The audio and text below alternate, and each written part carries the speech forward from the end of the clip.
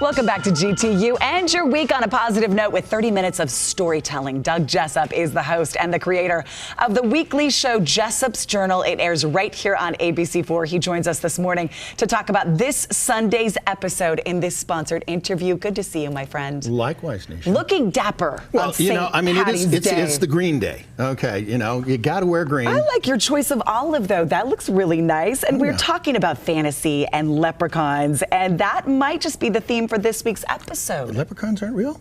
No, are they? I don't know. Well, when you depends on who you talk to. That's true. When you talk about fantasy, there's these images that get conjured in your mind.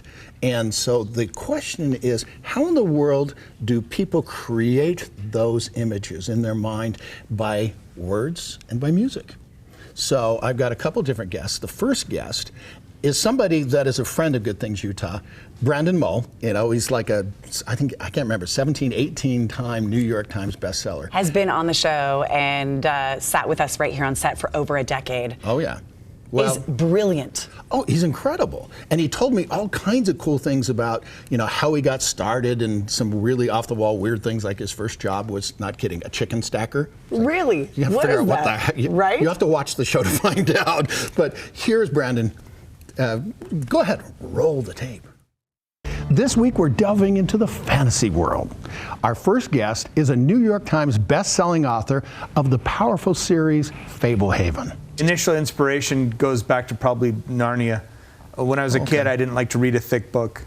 and when I finally read Lion, the Witch, and the Wardrobe, it showed me that reading could be fun. The big imagination of Lion, the Witch, and the Wardrobe was really appealing to me, and I started living those kind of adventures in my head.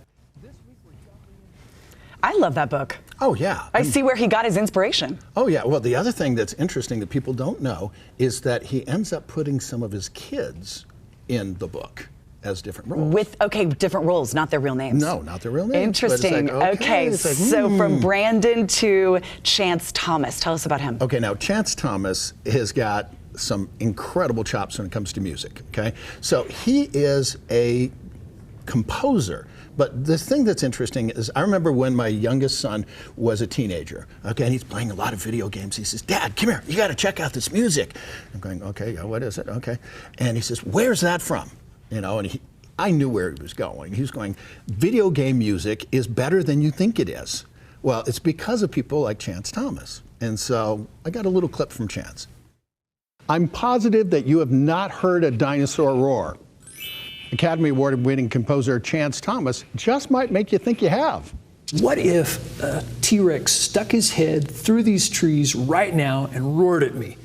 And I imagined the nasty spittle and the smell and the heat of that and the fear and the adrenaline that I would feel. I'm positive. You're so right. You don't know what that is like. Yeah. You have to make it up. Well, you can go to Jurassic Park and, the thing that you look at is those movies. When you add the music, all of a sudden it takes it to a whole different level. Everything, you're right. And so that's kind of the thing I look at. The other thing that is really cool that I can do it with Jessop's Journal, every single week I do, and full disclosure, this lady right here, okay, she's my narrator, okay? She's the one that gets, when you hear the stuff at the beginning, a collection of powerful, positive, and inspirational.